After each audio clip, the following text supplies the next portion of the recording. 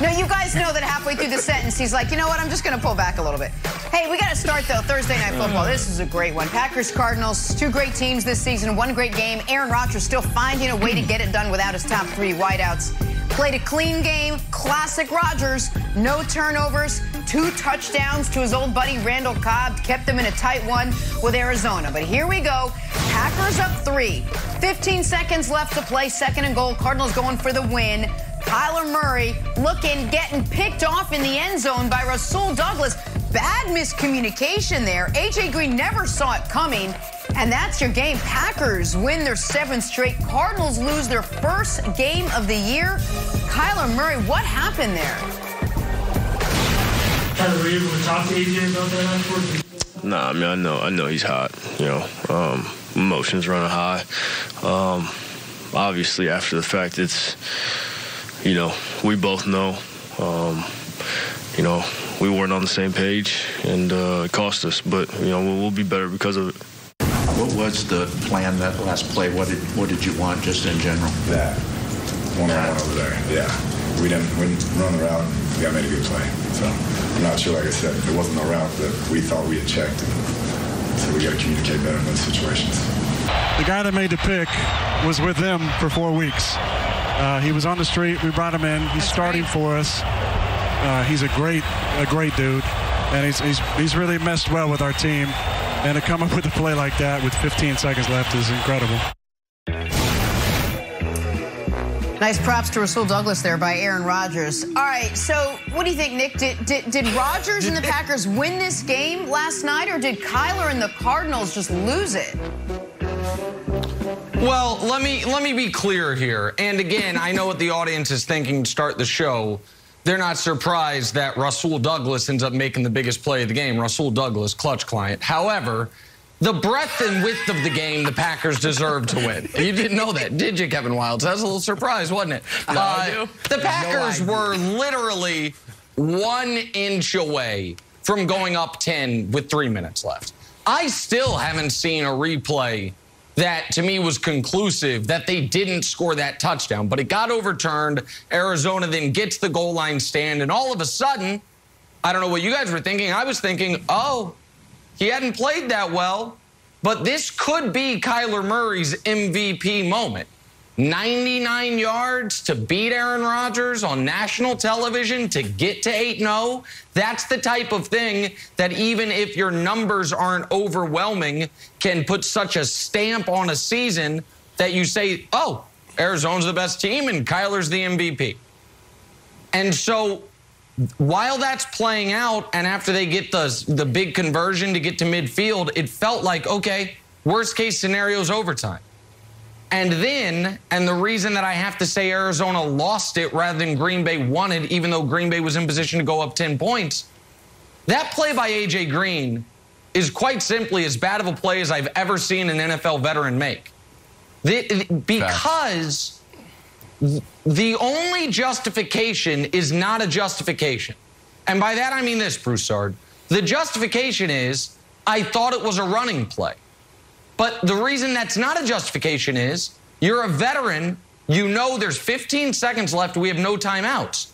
It's impossible for that to be a running play. So if in the huddle you think they've called a running play, you've got to be like, whoa, what are we running here?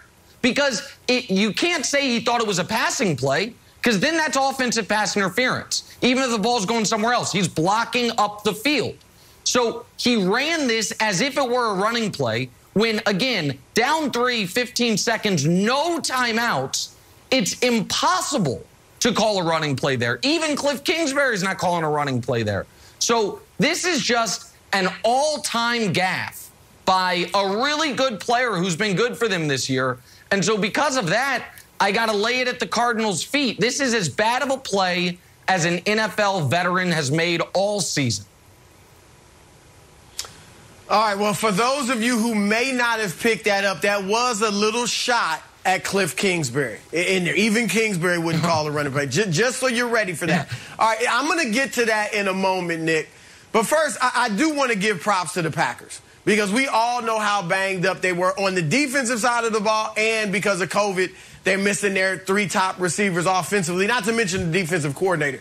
And they came out and played terrifically. They executed the game plan to perfection. I thought it was a tremendous game plan from Matt LaFleur. Clearly, it was dink and dunk. Rodgers had, 5 or 6 passes over 10 yards, something like that.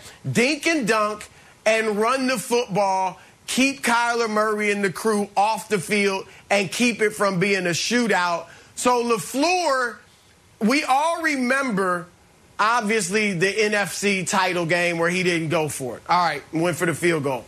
But this guy is proven to be a fantastic coach. Let's get the graphic up here. Through 39 games, Nick, he has the greatest winning percentage, greatest record in the Super Bowl era of any coach through 39 games. I get it. He's got Aaron Rodgers, but still, we saw what Aaron Rodgers and the Packers were looking like under Mike McCarthy in the waning years. So I give Matt LaFleur props for coming up with a great game plan when you were missing so many guys, and it almost got them to win. The one thing I will go at him at, and it doesn't sound like Nick, and I bet you're with it too, Wilds. I did not like the 4th and goal call to go for the touchdown. I think they should have went for the field goal. And give me the analytics and all that. You can throw. Look, there's a human element here. They had 1st and goal. They had been stopped 3 times. You weren't getting in. Kick the field goal, force Arizona to have to score a touchdown, because the reason Arizona was able to march down so easily is because Green Bay obviously knew they need a touchdown. We're softened up our defense a little bit. And so I don't know that they don't march down like that, I believe, if they know they need the touchdown versus a field goal. So that's the only thing I'll say I disagree with LaFleur. Now, Rodgers on the field, you could see he wanted to go for it. And maybe LaFleur's thinking, I remember that game, I didn't go for it in the NFC title game. Got him upset at me, let me go for it. But all that said, Nick, I do agree with you about Arizona losing the game and because of the play you mentioned. Now, Kingsbury Wilds implied that it was an audible. So I'm thinking they audibled at the line of scrimmage. You got a one-on-one, and to your point, Nick, Green as a veteran, and you're matched up with a guy that was on your practice squad a month ago. You know everybody's thinking that he can beat him. And so I believe there was an audible at the line of scrimmage, and Green didn't pick it up. And so it was a terrible play. So, yeah, they lost the game, but I do want to give props, Wilds, to Green Bay for a great effort. Well, look, I think this game revealed some major flaws in the Cardinals and healed the fundamental flaws of the Packers. And here's why. What were the fundamental flaws of the Packers? We know it. Aaron Rodgers talked about it for 20 minutes before the season started. His happiness and the way the roster was constructed. Well, what do you know? They started listening to Aaron Rodgers a little bit, said, hey, sign Randall Cobb. Randall Cobb has 2 touchdowns. He's now had 2 games with 2 touchdowns in him. He hasn't done that since 2015. Then he's not going to do the whole roster, so you listen to old Gutekunst. And Gutekunst signs Douglas, clutch client, comes up with the big play. So it's like, wow, that's a happy little marriage. Meanwhile, on the other side of the ball, Cardinals were undefeated, Nick. And the Cardinals were sometimes literally, J.J. Watt from NFL Films was walking up and down the sidelines, yelling, maybe we're just better. Maybe we're just better. And collectively, the media and other teams are like, maybe you're not. Maybe you're not that good. Yes. And I think that end-of-the-game interception proves that they're not, proves that there's some real flaw. And I always like to talk about the Patriots, but there was another game-ending interception in Arizona. It was Malcolm Butler. And what did that prove? Oh, well, Malcolm Butler, they ran that play weeks ago. They were always practicing and drilling and drilling and drilling in case if it ever came up, Bill Belichick was always prepared, and you can utilize it the last second because Belichick's always prepared. Not Cliff Kingsbury.